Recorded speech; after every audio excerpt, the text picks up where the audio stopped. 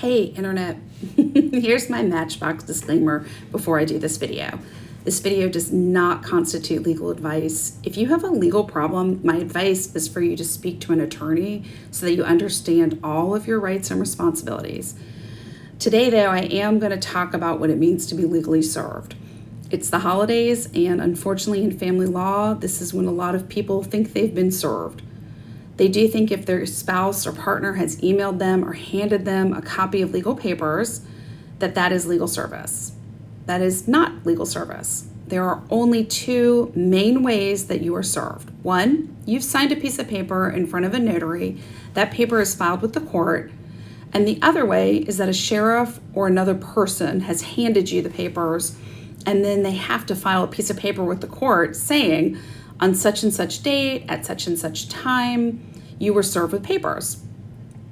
A short note is, if you try and hide from service, a judge can do service by publication, and that means that the court says, okay, you've looked for this person, you cannot find them, I'm going to let you run an ad in the county newspaper for a set number of weeks, and after that time has come, you need to come back in here, you sign a piece of paper telling me, the court, that you've done everything, and I'll say that's okay service.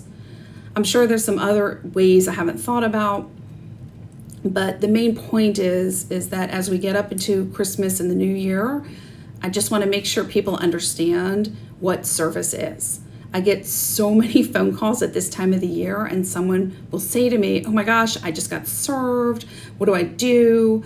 And I always say, okay, well, did you sign an acknowledgement of service, the form in front of a notary, or did you receive papers from a sheriff? And most of the time the answer is no. And it turns out that they were given what's called a courtesy copy. And this is so important because in our legal system, unless there's some kind of crazy emergency situation, the judge cannot make decisions in the case until there is legal service on the defendant. And I know we live in a world where it's really easy, or seems easy, to forge a signature or service, but in my almost 20 years of practice, I've never seen that happen.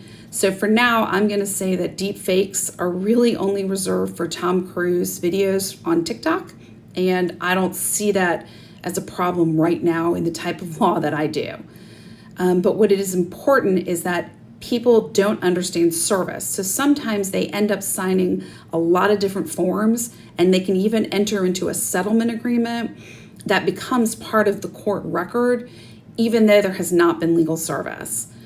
And so I'm going to remind you once again, if you're watching this, the best advice is to contact an attorney if you ever receive any type of legal papers, so that they can explain to you your rights and responsibilities in regards to those papers, and that way you don't have this issue of whether or not a court is going to move forward and make decisions for you in your life without you participating. And hope that is helpful in the end.